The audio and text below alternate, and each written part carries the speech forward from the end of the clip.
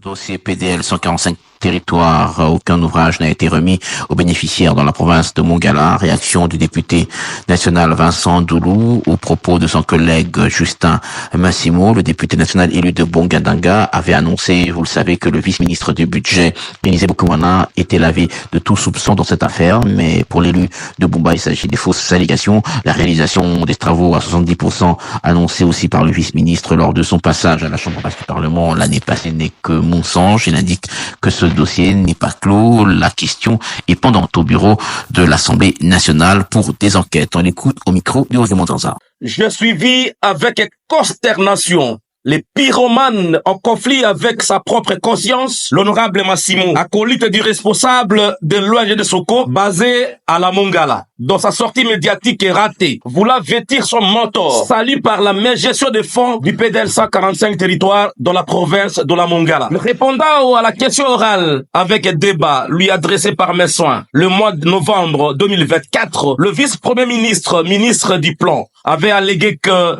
le travaux était exécuté à 70% et que les derniers ouvrages seraient remis aux bénéficiaires le mois de décembre 2024. Ces mensonges gravissimes développés par le VPM cette nuit-là n'avaient convaincu aucun élu du peuple et ni l'auteur du contrôle parlementaire que je suis. Aujourd'hui, aucun ouvrage n'est remis aux bénéficiaires pour le territoire de Bumba et tous les ouvrages y sont à l'étape de la fondation et de l'élévation depuis 2021. Un seul pour le territoire de l'Issala et un seul ouvrage inachevé remis honteusement pour les côtes du territoire de Bongandanga sur les 32 ouvrages prévus pour les côtes de l'ONG de Soko. Par là du financement, le gouvernement congolais ne peut pas appliquer une équation à plusieurs variables entre ces territoires, en finançant complètement les uns et en sacrifiant les territoires de la province de la Mongala. Les responsables de l'ONG de Soko, alors membres du gouvernement souminois, s'alisent dans un conflit d'intérêts suicidaire et profitent de sa posture pour faire du business politique avec les fonds de l'État. C'est pourquoi la demande d'une enquête parlementaire est pendante au bureau de l'Assemblée nationale. Catassé. Par les attraits financiers du manipulateur de l'ONG de Soko, le bureau permanent de l'Assemblée provinciale de la Mongala a été embrigadé en bombardant un poisson d'avril pourri au Mongalais qui vivent impuissamment la lenteur, l'abandon des chantiers du PDL 145 territoires depuis 2021. Le même bureau permanent, sa honte, déconnecté de toute réalité, a accompagné l'homme de Soko à la remise d'un pont à Bongandanga, non concerné par le PDL, et d'une école filmée à Ebonda, non prévue par les ouvrages de Soko. Ce bureau ferait mieux de s'occuper de contrôler l'exécutif provincial, surtout sur la taxe conventionnelle imposée même aux hôpitaux publics de l'État.